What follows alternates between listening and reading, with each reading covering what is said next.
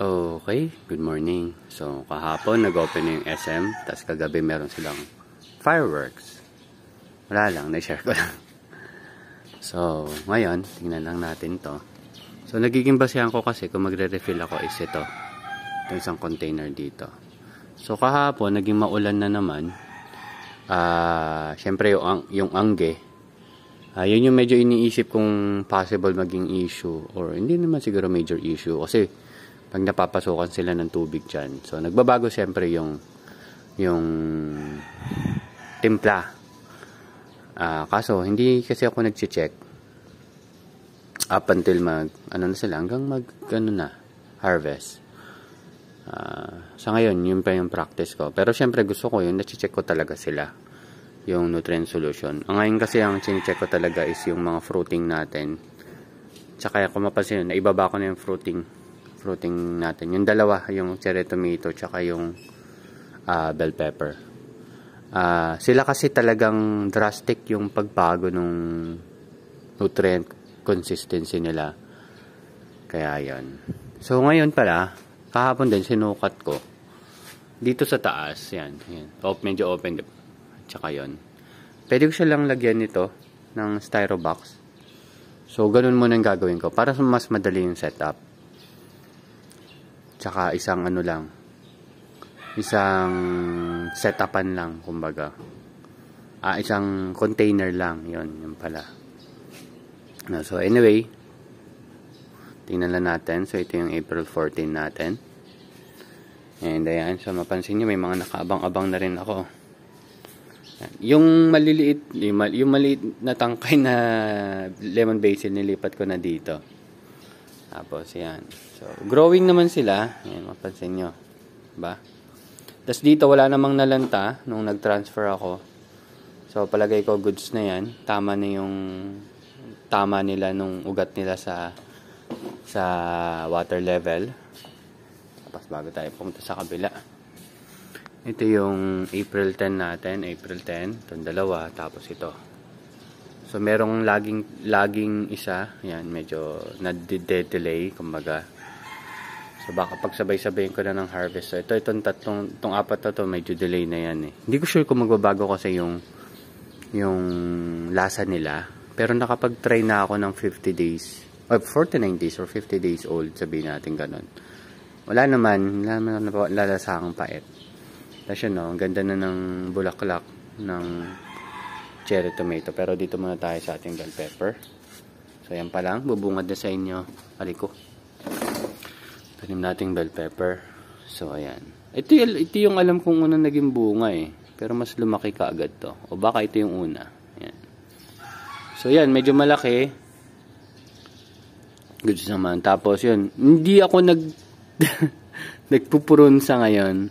Kasi bala ko rin baguhin yung setup natin. Sa ngayon setup kasi natin, ayan, nakakrat ko siya. So, nakababad lang siya sa nutrient solution. Pero yun nga, tulad ng nababanggit ko sa inyo, isang issue ko dyan is, kailangan ko talaga mag-consistent check ng nutrient solution nila. Siguro every 3 days, based sa observation ko.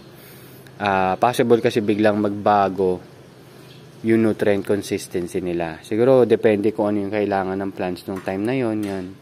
Yun yung kukunin niya. So, nag-start na akong, itanim ko na lang siguro sa mga pots. Then, baka ngayon dagdagan ko pa eh. Siguro baka dagdagan ko pa ng 2. Palagay nyo. Meron pa kasi akong 2, bell pepper sa baba. Pagkasyahin natin silang 3 dyan. Tapos, ang gagawin ko, drip irrigation. So, yun yung inaaral ko pa. Kung paano ko siya set up, gaano ba kabilis yung rate ng pagpatak, kanyan. Yun yung hindi ko talaga alam, sa totoo lang. So, anyway. So, tingnan natin muna to. Ito yung tinanim natin nung April 25. Yun yung April 30. Ito, April 30. Ito, April 25. So, mga 5 days na mga pagitan yan. Ito naman nung May 5, yan, 15 yan. So, may sobrang 2 doon. May date din naman. So, ngayon ay May 18. So, after 2 days, mag-transfer tayo. Ang ita-transfer natin, tama ba? Ay, hindi pa. Kasi yung ita-transfer ko dapat ng 20, yun yung minukbang ng mabait. Kaya nabawasan sila. So, baka ilagay ko lang sila sa mga ganitong setup. Konti lang naman yun, wala pang 15. Pero yung sa 22, or baka i-early transfer ko na lang din yung kailangan ko, 30 yung kailangan natin. So, lalagyan ko pa to. Meron na itong tubig, pero wala pa itong nutrient solution. Hindi pa siya nakatimpla. Ito naman, nung April 20. So, yan. Hand in hand sa nutrient solution natin ng NutriHydro. So, ito naman ay Kiss solution. Yan. So, tinitingnan ko lang kung may tubig to. So, gagawa rin tayo ng setup dito kasi nag-start na ako maglipat ng seedlings natin from indoor nursery to dito. Pero i-maintain pa rin natin indoor nursery natin siguro as we grow. So ito naman, ito naninilaw. Hindi ko sure. Pero cotyledon lang naman yung naninilaw.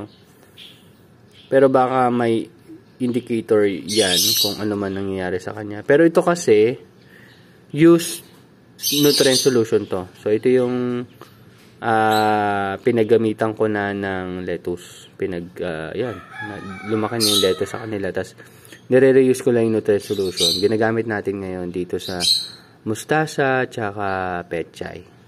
So, ito rin to, mustasa to. Yung kabila pechay. So, medyo leggy yung pechay natin. Ewan ko lang. So, yung kulitis naman natin, medyo maganda-ganda yung tubo. Ayan o, kulitis.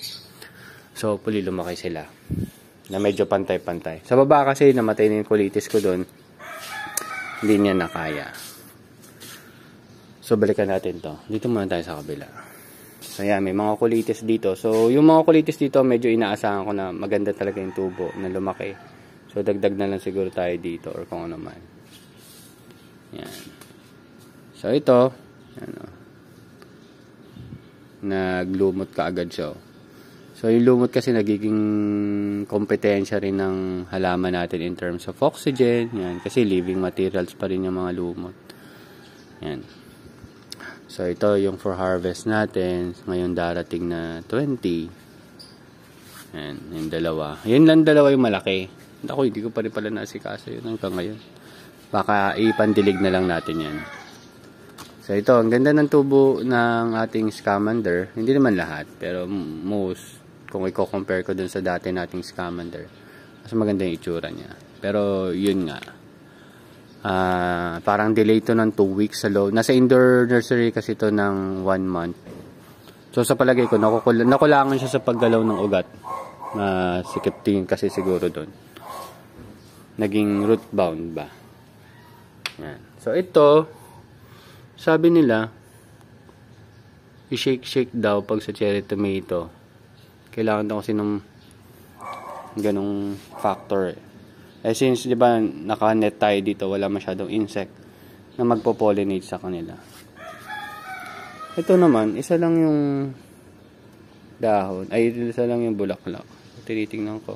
Kasi ito parang bundle, mga 3 to 4, ganyan.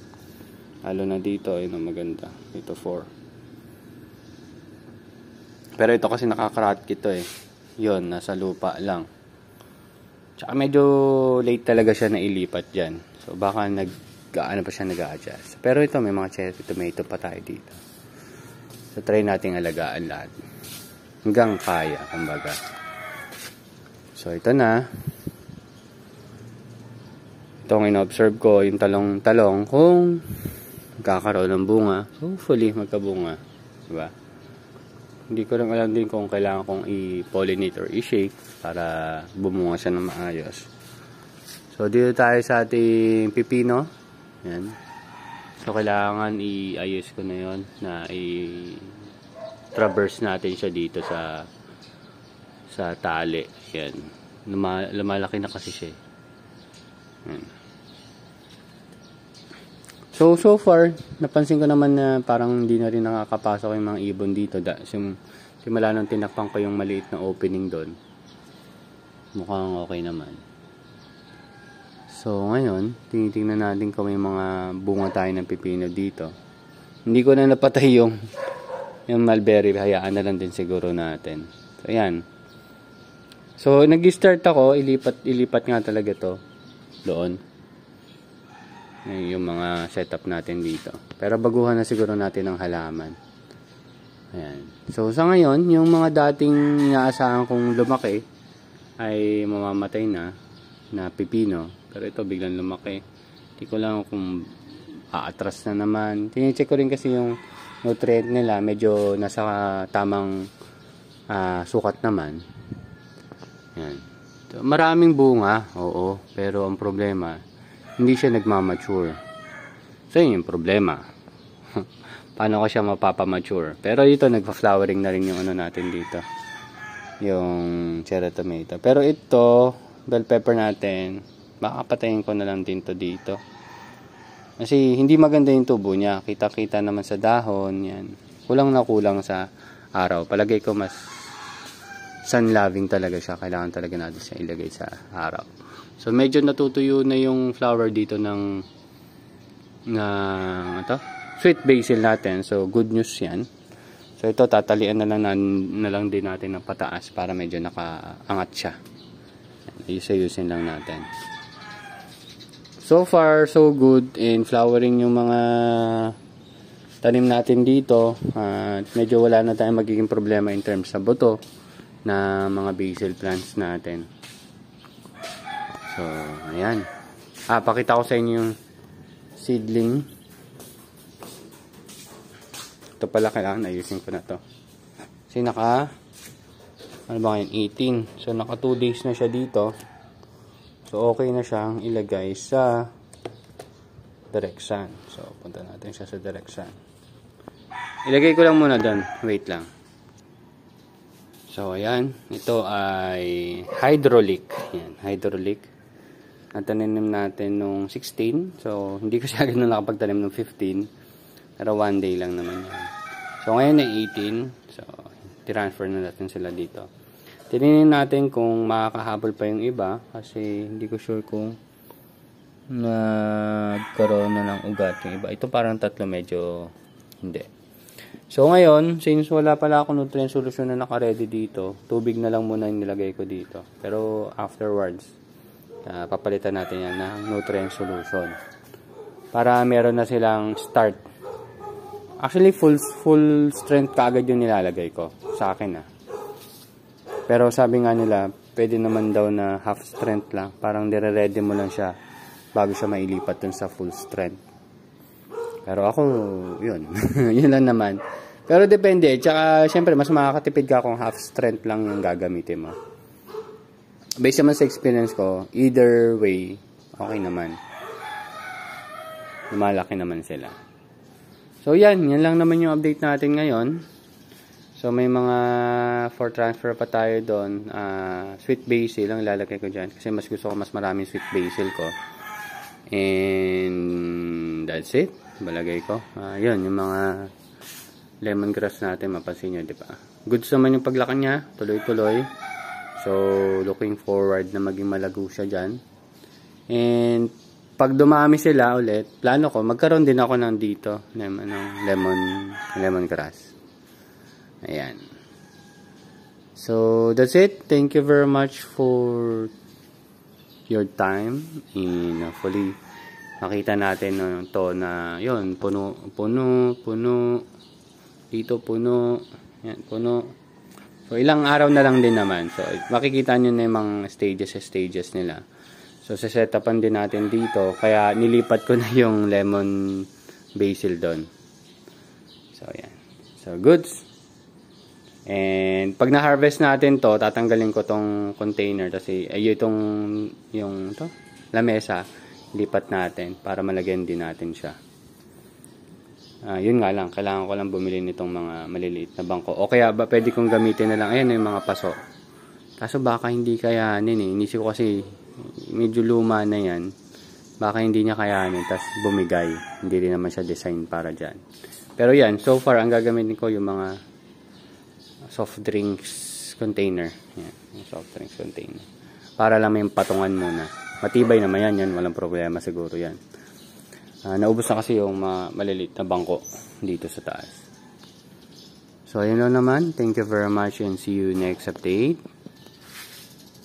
Bye-bye.